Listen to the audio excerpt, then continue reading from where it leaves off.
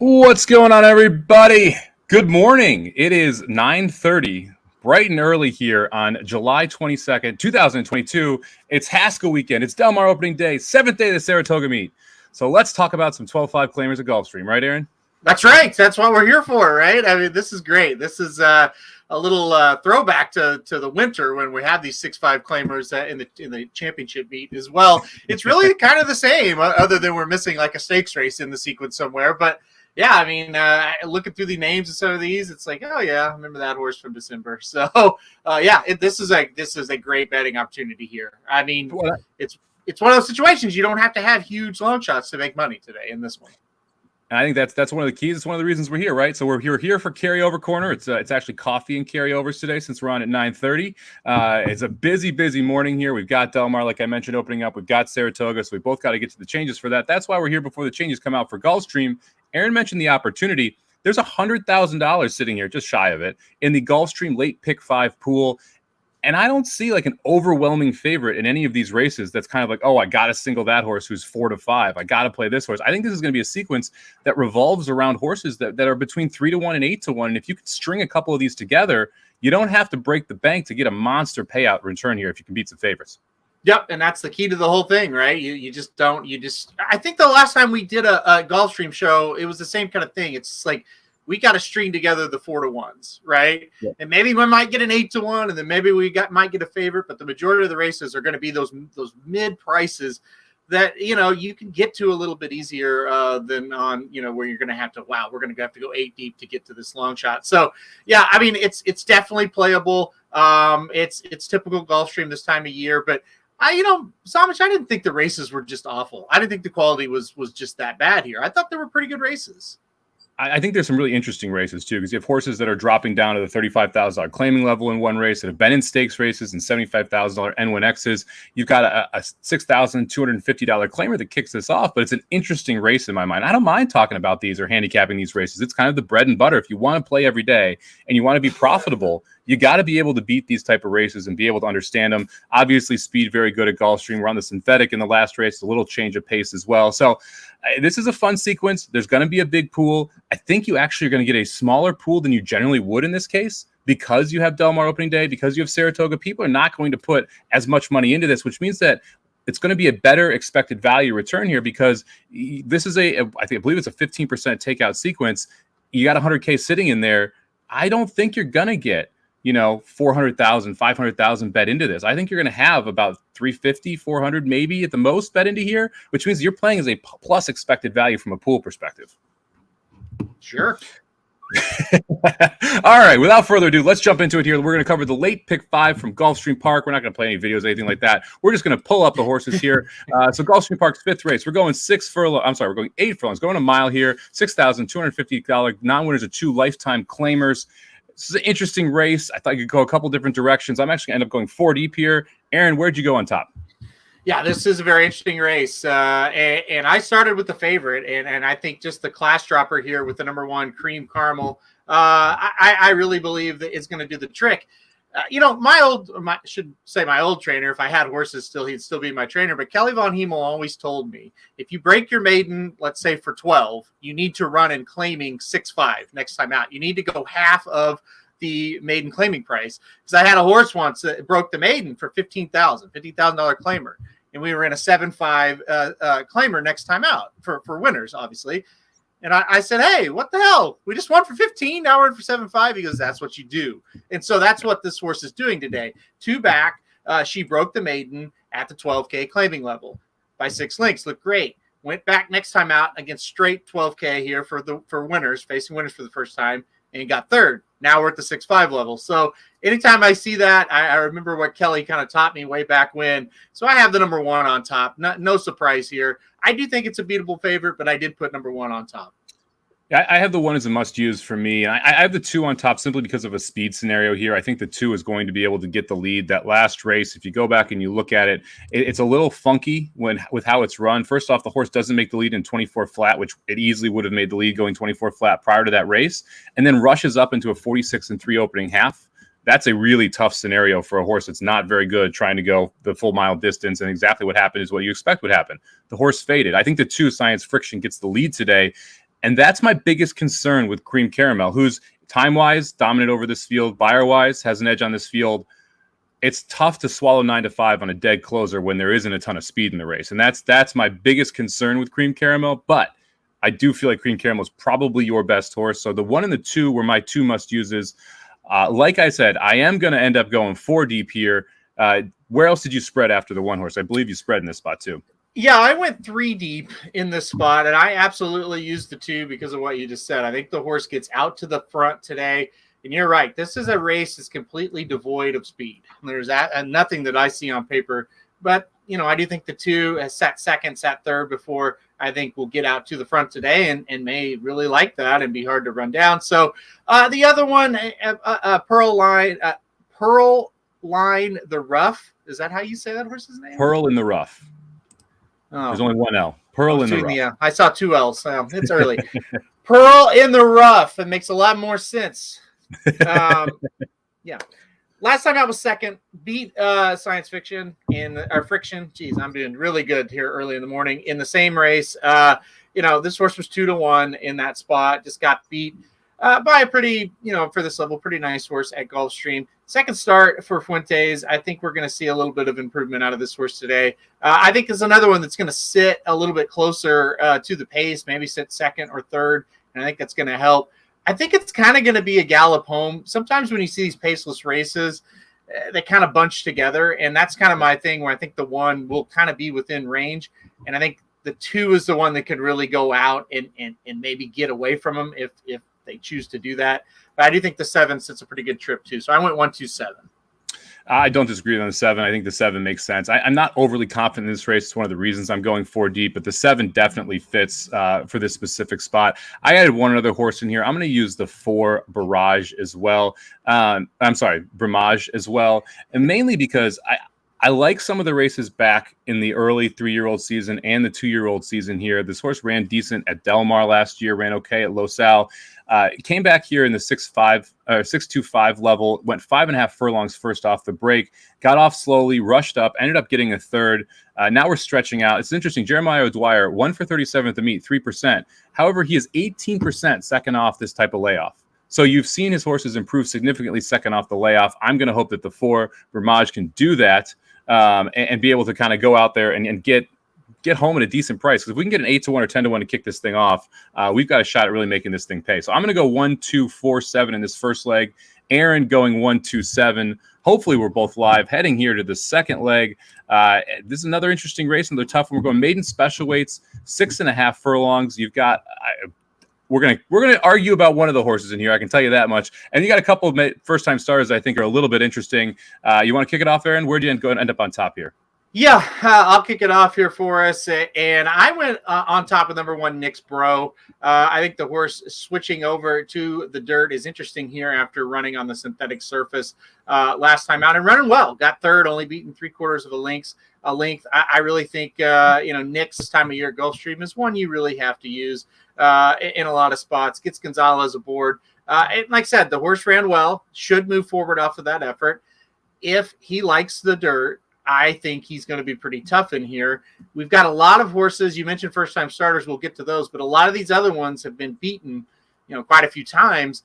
So that kind of is where you start to lean on, okay, what do we not know about some of these? And can we see this horse, really run big today? Because we kind of know some of these other ones, they like to lose. And I think Nick's Bro has the potential, showed it, and hopefully runs a better race on the dirt and a better race second time out. So I went with the 1 on top again. Yeah, this is my second pick. Ralph Nix, very good second off the layoff, 27% and a 37 race sample size. So that's absolutely solid. Gonzalez, one of the best jockeys there right now. The big change here is obviously the jockey colony has turned over. So a lot of new names if you're not used to following Gulfstream Park in the winter. My top pick and the horse that I almost singled in this spot, it was the closest I got to singling anyone in the sequence, was Petulante, the 2 horse here. First time out for the Victor Barbosa born. He's 20% first time out, 30 race sample size, $4.31 ROI. So solid numbers here first time out. Gets Perez aboard, who's 19% so far at this meet. But to me, this is one of those cases where you kind of have to dig a little into the workouts to find some love here. First off, Arrogate done fairly well here, first time out with starters.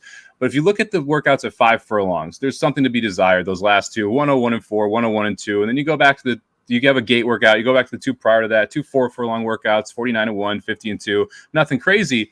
But if you look at those 2 other gate workouts on the page, both 3 furlongs, the only 2 works that are showing out of the gate, one in 35-2 in a bullet, the other one in 35 flat, 4th of 59.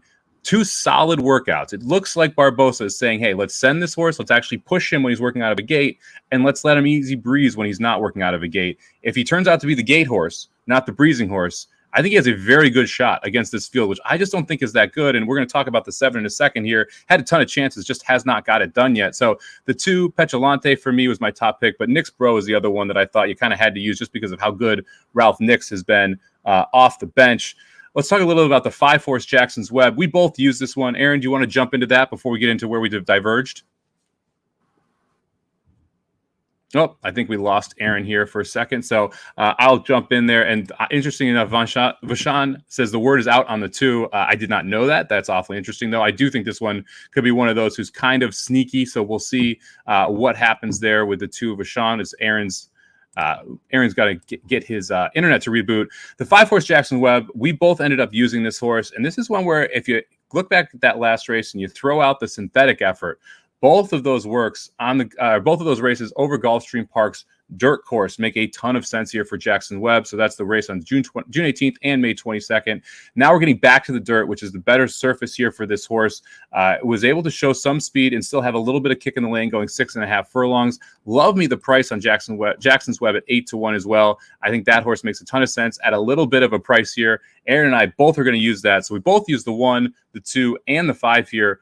Where we diverged here was the 6 and the 7. I'll quickly make my argument for the 6. I ended up using the 6 in this spot because they're second off the layoff and for Ralph Nix. We talked about Ralph Nix, how he can be solid in this specific scenario. When you get into that winter meet at Gulfstream, you kind of love having Ralph Nix anywhere you can use him. And in this case, you have fairly good races, but that first race off the layoff, first race is a 3-year-old over the synthetic, gets a 69 buyer, which is a career high buyer, runs very well.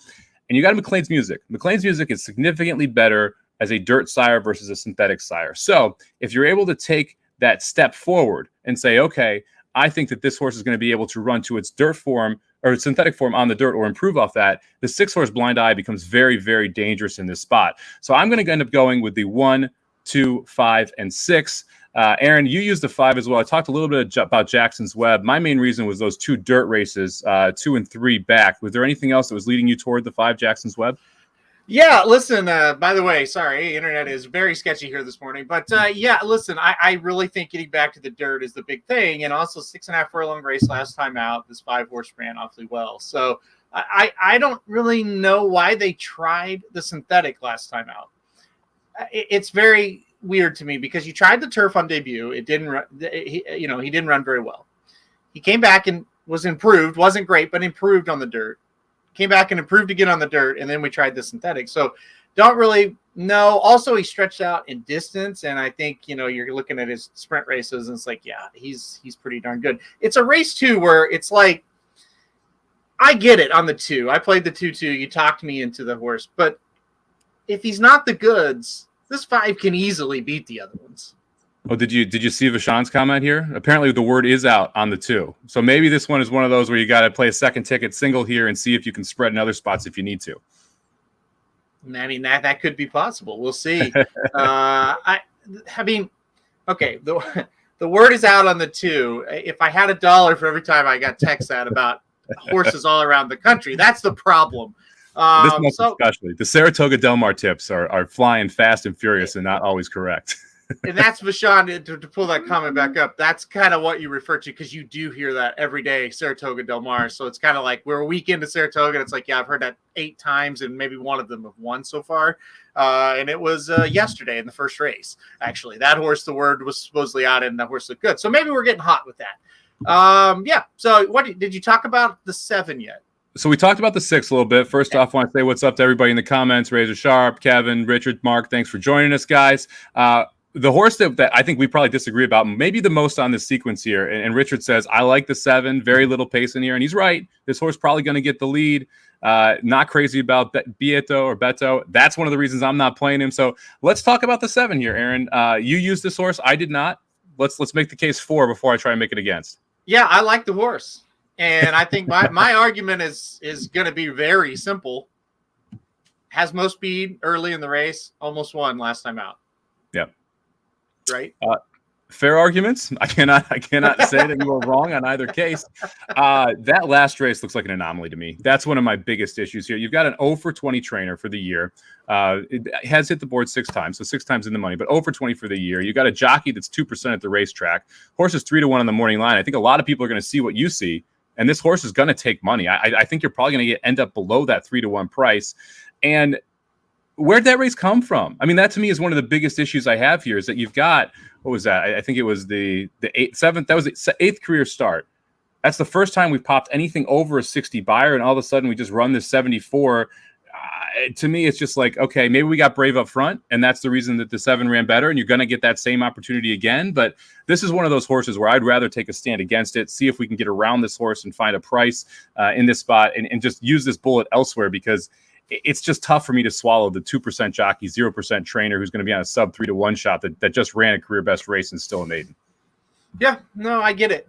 I have kind of, this could be the last 2 days at Saratoga, I've kind of overthought things, and this could be, a product of that. I just looked at it and said, runs the race he ran last time out will be very tough to beat. I'm not going to overthink it because I don't want to go 4 or 5 and this 7 beats me, So that is what it is on that. Hey, maybe the word's out on the 2 and the 2 wins by like 8. And so, hey, he's on the ticket as well. And I'll smile about that. But I just feel like you look at this race, who else is going to go? I don't, maybe the 1, you just don't know what the 1's going to do on the dirt. He's on the rail. Maybe they kind of send him.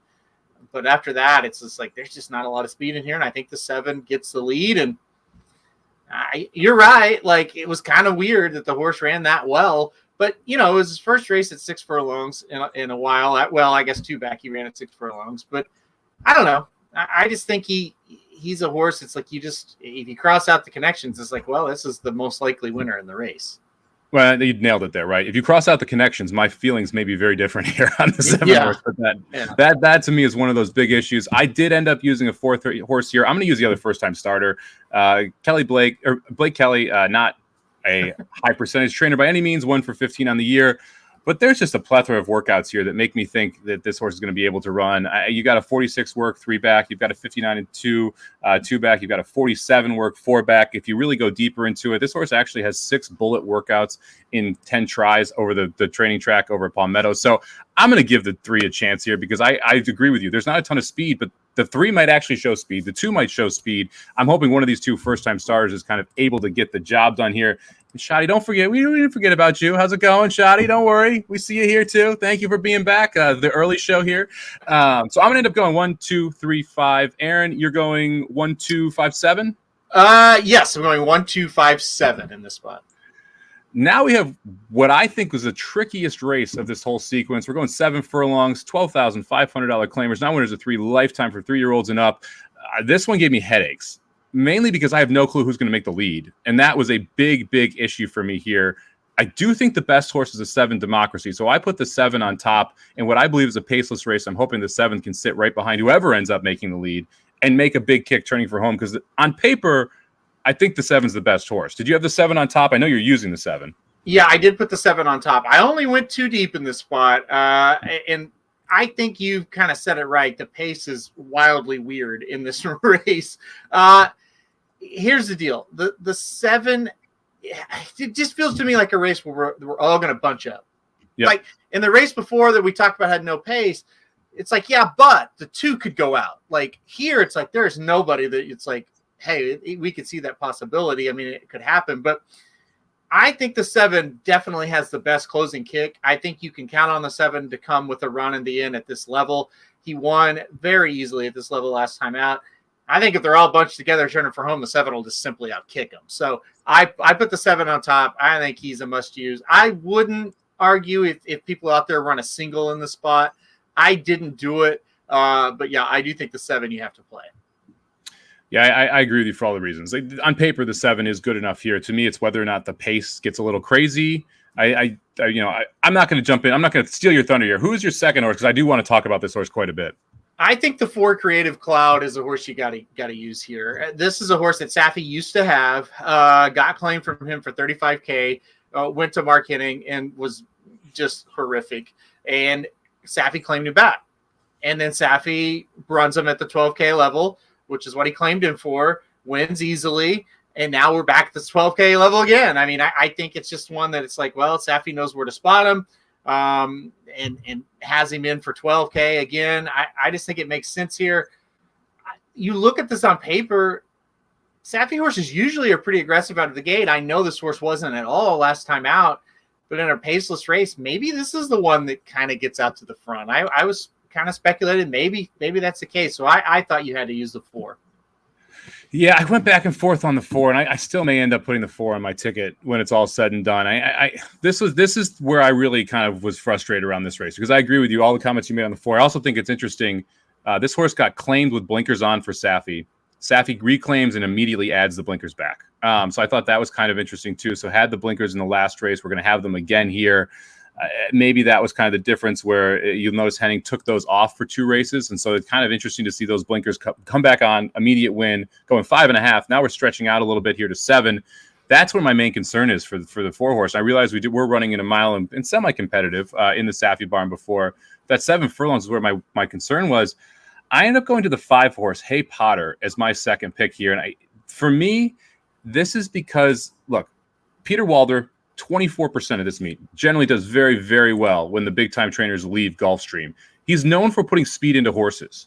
This horse has not shown a ton of speed, has said some in the past, but has broke poorly the last 2 times. So kind of take that with a grain of salt. We're adding blinkers today. I'm hoping that the add of blinkers gets the horse out of the gate better and puts it more forwardly placed. You also have a 10-pound bug. When Walder puts bugs on horses, it's usually a sign that he is telling them to 100% send that horse. I'm hoping that I'm reading the tea leaves right here, and that Hey Potter is the horse that goes, because if he goes and gets the lead, I think he has a chance to hold off the rest of this field if he actually runs out there.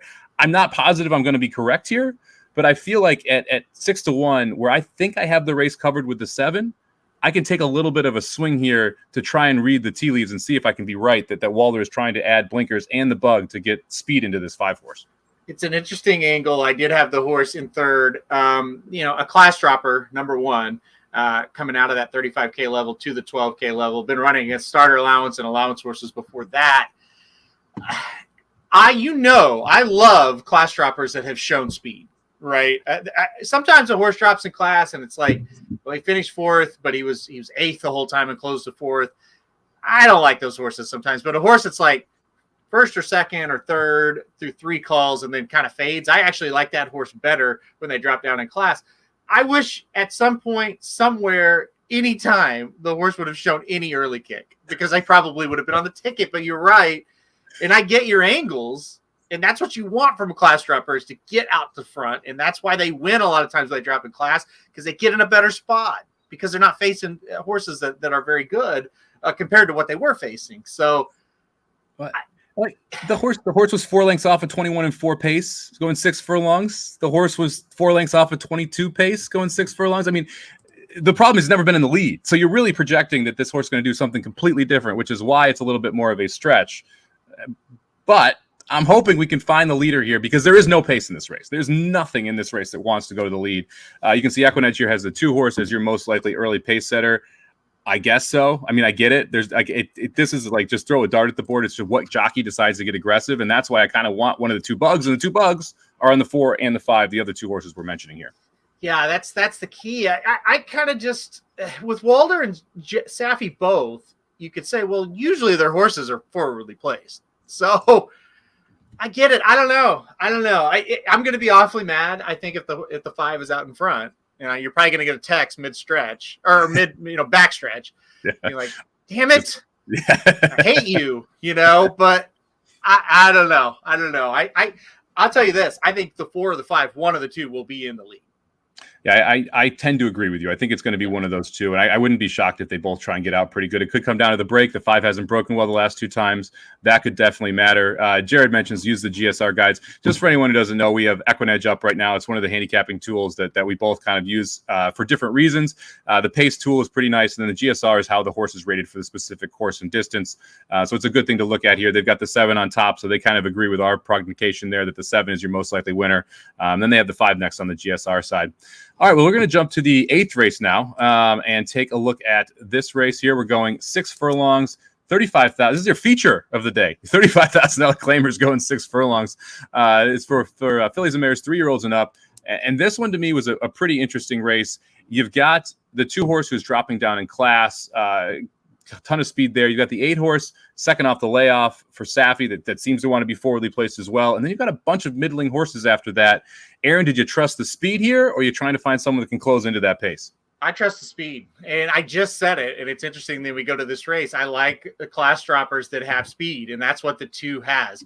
You look at One Identity, the 2 horse here, hasn't ever faced claiming company. Broke the maiden on debut, then went to an allowance, got 2 big wins, and then tried Stakes Company, got second, got another allowance win, and then Stakes Company in the last 2 races, and the horses just went completely backwards. But if you look, the horse was 28-1 in the first race where he was, or 2 races back where she was embarrassed, and then was 7-1 last time out. So when this horse is bet and competitive, the horse runs really well. So I had to use the 2. I put the 2 on top. I don't disagree with you. Shadi, you mentioned, hey, I want to try and find a way to get this ticket to shrink down. This would be the single I would use. If you're either use the single, the 2, the first-time starter, or this single, we both have this One Identity on top. It seems to be found its friends right now. And the other thing I want to mention here, this horse is 3 for 3 on Lasix, 0 for 3 off them.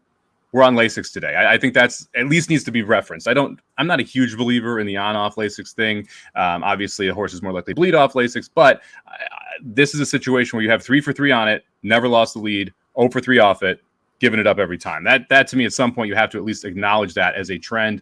The other speed here is going to be the 8 horse, Amazing Trip. And I think this is another interesting horse. You've got Safi Joseph on the outside. Zayas takes them out, one of his main go-to guys. 31% here at Gulfstream Park when they team up. Safi good second off the layoff, 19% there, 24% for the meet. Something left to be desired from a numbers perspective. This horse would have to improve significantly second off to be able to compete with the 2, but is definitely going to send and has the speed to be right there with the 2. You're using the 8 here as your second horse. Give the logic behind that. Why are we running for 20K last time out and now moving up to 35? Like, I think Safi looked at that race and said, okay, we set a stupid pace. We were going 7 furlongs. I don't think we need to go that fast here. We've drawn to the outside. I think the horse can sit just off the 2 if need be, or if the 2 kind of doesn't break or whatever. I think the 8 can easily assume the lead.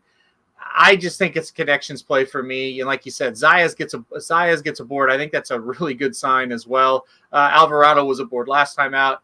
I just think Amazing Trip is going to get the trip today. And I think the cut back in distance will also help. So yeah, 2-8 for me. I'm trusting the speed. I think the 2 and the 8 might just go out there and run a race kind of by themselves a little bit. I don't disagree with you. I have the 8 in third. I'm only going to go 2 deep here, and I'm going to essentially say I think the 2 covers the 8. I think the 2 is the better horse. I think the 2 is the faster horse. I don't think the 8 can pass the 2. So I'm not going to play them both because I'm going to try and say, what happens if they absolutely go nutty up front, which I think is a very likely possibility. Who is the horse that can pick it up? I was between the 1 and the 7 for the horse that's going to be able to pick it up. I think that's the 1 is your most likely closer that can kind of sweep by these 2 and get the job done if the pace does happen to collapse. So I ended up going 1-2 here. Playing the 2 is the best horse, and the 1 is the most likely horse to pick up the pieces if there's some type of pace collapse. And that's kind of why I ended up on the 1. It's not any like crazy angle here. Just look, there's 2 races on the page in the last 4 that are good enough to win if the 2 stops. And to me, that's the most likely way that the 2 loses, if the 2 and the 8 go crazy and both of them stop.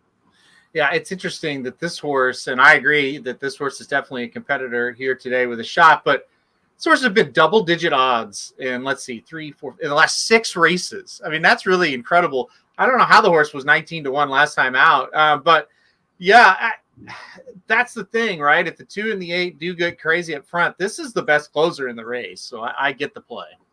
Yep, and I like the fact this is Jose Pinchin, 19% for the meet. Tracy Pinchin owns the horse, so you have a family ownership group here. Reyes, 16%, jumps aboard, 27% together for the meet. So to me, there's enough angles here that you can go to that 1 as the horse that's going to be able to run back to that last race. And again, I think the 2 is the best horse in this race. But I do see a scenario where the 2 and the 8 actually go bonkers up front, and it sets up for someone to just kind of swoop around wide. And I think the 1 is the most likely one, although I don't hate the 7 here. I know Vashon was saying I like the 6 and the 7. I wouldn't talk anyone off the 7 who's dropping a little bit here and getting a little lighter company, I believe it is, and getting a chance really to face. Was 35, same as last time. but was in 75,000 optional non-winners of one the 3 previous races before that, and a juvenile stakes before that. So the 7 is getting a little bit of a relief here from class from what we were running against, and could pick up the pieces as well. Did you consider the 7 at all? I didn't. I did not like the 7 very much here because, look, got beat by 3 3/4 by Dignified. So I don't like, why not play the 1 over the 7 in this spot? I didn't. I get it. If you want to try, I'm not going to talk anybody off any horse. It's Gulfstream. It's, it's this time of year. You just never know. But I couldn't get there with the 7. All right, let's head to the final leg of this pick 5. We got $100,000 carryover, and our closeout leg is 5.5 furlongs on the synthetic for some maiden claimers going for $12,500. Fillies and Mares 3-year-old and up. I thought this was a tough race as well. It's really there's not a ton of form that says any of these horses can get the job done. There's a couple horses that have only won once or twice that I think are a little interesting. Aaron, I think we're both 3 deep here to close out. Where'd you end up on top? No, I was 4 deep. You're 4 here. deep. So yeah, this is a mess. I'm not one that hates on the synthetic surface. I didn't find it to be too big of a problem, but a lot of people hated on it. But whether you run this on the synthetic, the turf, the dirt, it's going to be a mess because these horses aren't very good. I'm going to go with first off the claim angle here. I put the 11 horse on top. I just think with D'Angelo, much, much better trainer than what Laura had. And listen, the horse was respectable in the last couple of starts. I think we get a better trainer today. I don't really hate outside posts and sprint races, so I think she's going to be okay in that regard. I just think the 11 doing something new as far as having a new trainer and a new jockey, I think it could be enough to make a difference in a race that leaves a lot to be desired. Yeah, I don't think you can underestimate the connections upgrade here. I mean, Miguel Vasquez is the best jockey for my money at Gulfstream Park right now. He's one of those guys that I think you can kind of lead on down there. Obviously, a big-time trainer upgrade as well. Jose D'Angelo, 28% off the claim. You're going from a 3% barn to a 23% barn. That's a big-time jump. So I agree with you. I think the 11 is a horse that you have to use. I also think the 4 horse here is a horse you absolutely have to use. Interesting gem. This is going to be the first time off a layoff, 3rd start. That last race really was good enough to get the job done here at this level. All we have to do is run back to it for Antonio Acolfi. This horse is probably your speed as well, maybe, I think, can get the lead. I think the 4 is at least going to get a good trip here, breaking from that post. Showed enough speed to run second last time. I kind of want to be forwardly placed here in a race that, again, is kind of devoid of speed, and I don't really love the idea that you have to pass a bunch of horses when you're a low-level claimer who's 3-year-old and up. That's not necessarily what I'm looking for. So I thought the 4 and the 11 were the 2 horses you had to use. I know you used both of them. Was there any other reason you had the 4 on the ticket? Yeah, 4, I think the speed is going to be the key, and it's only the 3rd start, so we don't know for sure that this horse is absolutely awful yet, and that's always an angle in here. We're not positive he sucks. Or she sucks. Well, yeah, we're not. He probably does, but we're not, or she, I should say, but we're not sure. Listen, one horse I threw on there that I don't think you have is the 7, and I thought this was an interesting play. The horse cut back in distance last time out and didn't run too bad at this level. I kind of think she gets a little bit more better of a pace setup. I kind of like that she's drawn outside of the 4 here. I think if we're aggressive out of the gate, I think the 7 could get up there and get the lead as well. And I think you and I are similar in the fact that we want to play horses that can be forwardly placed when it comes to maiden claiming races because they don't really want to pass. I thought at 8-1, the 7 was interesting. Second time sprinting, and they've never let this horse sprint 2 times in a row. And it's like, okay, now we're finally going to do it. I mean, you look at the past performances, this horse has ran 7 times, and the 2 best finishes have been when we're sprinting. So just run the horse 5 furlongs already, So we're going to do it for the 2nd straight time. I think she has a right to improve. I think she's going to get a decent trip. So I did like the 7 and threw that horse in there as well.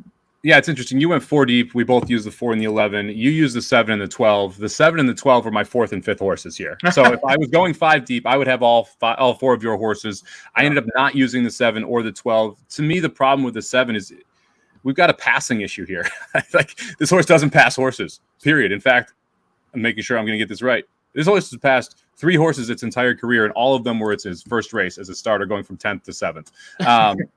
So you got to get the lead or else you're not winning. Not a huge fan of this Vasquez. Love me some Miguel Vasquez. Not a big fan of the W Vasquez variety, 4% Drock, who just has given me some rides that I've had a couple questions about when playing Gulfstream. So I'm going to pass on the 7 for those reasons. I don't think the 7 gets the lead, although I totally get it if you're singling somewhere else and you want to spread a little bit more here, why you'd use the 7.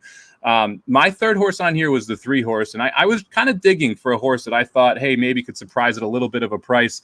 And the specific reason I went to this horse is the race 2 back, right? So it's first off the layoff, June 2nd. This horse runs 5 furlongs at this level. The only other time we've been at the 12-5 level, ends up running second, runs a good race, beats Toralora, both of our top picks in this spot. And Meneses was on the horse that day. We jump up to the $25,000 level, run a decent race, like not a bad race, but just overmatched there at the $25,000 level. Now we're dropping back in with our friends here at the 12-5 level. We get Meneses back. We get a little bit of price at 6-1. I like the post position. I'm willing to take a shot here at the 3. I don't hate it. I did not use the 3, but I do see what you're saying here. Yeah, the race 2 back was good enough. There's no doubt about that. The other races have not been. But, it was kind of a stupid ass move. Like the horse comes back from a layoff, runs very well at the 12K level, but still got beat 2.5. So it's not like we lost by a neck or a nose. And then we just double up in claiming price next time out and go for 25. There's reason, like if you really look at things, there's reasons why trainers are very low percentages. Sometimes they just don't have the stock. And sometimes they're dumb and they don't know how to spot horses, and that's just, it is what it is. Like you and I cannot train a horse, but you and I could spot your horse better than some of the people that train them. And so that's what it is there. And that's why the horse is 30-40-1 every time. So yeah, I get it though. I don't trust a trainer whatsoever. A trainer I do trust is the trainer of the 12 for Fox is a pretty darn good trainer here at Gulfstream Park. It's another one, going to be a horse that I think could be forwardly placed, and we'll see. Another one that does have a little bit of a passing problem. I know you're probably going to bring that up, but, these horses aren't very good. Yep. So the easiest way to pass one is if they're not very good. So maybe a couple of them come back and the 12 can get up there. Again, I don't mind outside posts when we're going one turn, so we'll see. I thought with having Fox on his side or on her side, I thought the 12 is one that I would throw in here since I could kind of go 4 or 5 deep in this spot. You know why the 12 has a passing problem? Tell me.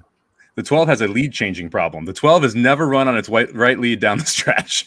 Yeah, every trip note says left lead, left lead, left lead. Yeah. That's not a good sign when you're trying to pass horses from the outside. That was the main reason I left the 12 off here. Like it's a lot to ask for a horse that's not overly talented to then break from the all the way outside and to run on the same lead for the entire time and be able to beat a field like this. It's one of those where like I get it. I agree with you. I agree with the morning line. I think 7-2 is about fair. But for me, I just rather go elsewhere. It's again why this horse ended up the 5th horse in for me versus the 3rd horse in for me, where I thought the 3 had a little bit more upside. And I can't believe I'm going to say this, that the 3 is a little more professional here at the 12-5 claiming level. Well, hey, David Fox, I've got breaking news. He's been working night and day to get this 12-5 claimer to switch leads. So look out. On the synthetic, yeah, watch out. Yes. Yeah. They've been out with this horse all day, all night, trying to get this horse to switch leads. I love this. We got a little bit of love here for the 9 horse as well as the 5 at a price from Alex. I know Rashawn also on the 9 here is a long shot of the day. Did you look at the 9 at all? Do you want to talk a little bit about our friend here, Stare If You Must? Well, Stare If You Must, great name. Gets back to synthetic. Maybe the key is sprinting on the synthetic because we ran 2 turns on the synthetic. It wasn't great. But sprinting, we're a little better. Second off the layoff, I can't use it, but I'm not going to tell you not to. Like I said, these races at Gulfstream this time of year are wide open, especially when you're running at this low of a level. I couldn't get there with the 9. Yeah, I've kind of felt the same way. I mean, I kind of like the temperature move from dirt to turf or dirt to synthetic. I don't generally love Tampa horses coming to Gulfstream. I like them going the other way. I like them going Gulfstream to Tampa versus Tampa to Gulfstream. That was one of the main reasons that I ended up leaving the 9 horse off my tickets here. As far as the 5 Latte Lover, This one I actually looked at because the synth races at 5.5 aren't bad. My issue is that we had the race that I would point to is the one when you had Miguel Vasquez up, and we don't have Miguel Vasquez up this time. And that to me, like I said, I think he is probably the best jockey in this colony right now. So that's tough to get to there. The last one I wanted to talk about here, just in case this horse draws in, I am a little interested in the 13, who's sitting on the board at 20-1. Do you have any interest in the 13 if this horse draws in? You love those also eligibles. You just absolutely. They don't can get never bad. stay away from them. They don't get bad. And also, best race of the career, 5 furlongs on the synthetic at Maiden 16 here at Gulfstream. Just saying. The race last time out gives this horse a shot. I will agree with that. Now, it was at Tampa. It was over the turf. She still got beat by 11. Yeah. and no, I don't know. But I listen, if one of my horses scratch, I might consider it. Right. It may take 2 scratches for me to put the ticket on, but we'll see. Or pretty much a ticket. You should add the 3 next. If you add a horse next, it should be the 3. But the 13 at 20-1 is not a terrible price. I've seen worse 20-1 shots. We'll put it that way. I have seen worse 21 shots too, because the last race wasn't horrible. She showed a little bit of speed. You know, I wish instead of 11 3/4, we would have got beat by like 5. It would make you a little more excited. I don't know. Listen, we've talked about it. I'm not going to talk anybody off anything. Like, this race is one of those ones where it goes, we're like maybe a 20-1 wins. You go, well, yeah, like I could see it. These horses aren't very good. And that's the thing. Sometimes these low levels, random shit happens, right? And so you got to be ready for that in a lot of cases. You got to get a little creative when you're trying to find some long shots. Thank you very much for joining us, everybody, this morning. We're going to give our tickets out here. So right on the bottom, you can see them scrolling. I'll kick this puppy off. I'm going to play a 50-cent ticket. I'm going 1, 2, 4, 7 with 1, 2, 3, 5 with 5, 7 with 1, 2 with 3, 4, 11. They'll cost you $96 for 50 cents. Aaron Halterman, what ticket are you playing here, buddy? It's interesting. We got a $96 ticket from both of us, and we both structured the same as far as 3, 4, 2, 2, 4. So that doesn't happen very often. 1, 2, 7 to kick it off for me with 1, 2, 5, 7 in leg 2, with 4, 7 in leg 3, 2, 8 in leg 4, and then 4, 7, 11, 12 to round it out. Like I said, $96 ticket. Hopefully we can get one of these 2 home. It should be a great pool here. You got $100,000 right about there sitting in that pick 5 pool. Make sure to join us here. We will be back live in 1 hour and 45 minutes for Dudes Who Bet Daily. We'll go over Del Mar and Saratoga's cards real quick, as well as giving our best bets of the day from one or the other tracks or somewhere in the sports world. I believe we'll have Magic on for his CFL bet. He is 2-0 in his last 2. Jared riding a hot streak. He's 2-0 in his last 2, so hopefully we can get some winners there as well. Thank you very much, everybody, for joining us here on Coffees and Carryovers, the Carryover Corner. Anytime we get these carryovers, we'll be back, and we'll have a little bit of fun down here in the morning. And we'll also post up our tickets if there are any scratches with updates there as well. Thank you very much for joining us. We'll see you guys at noon.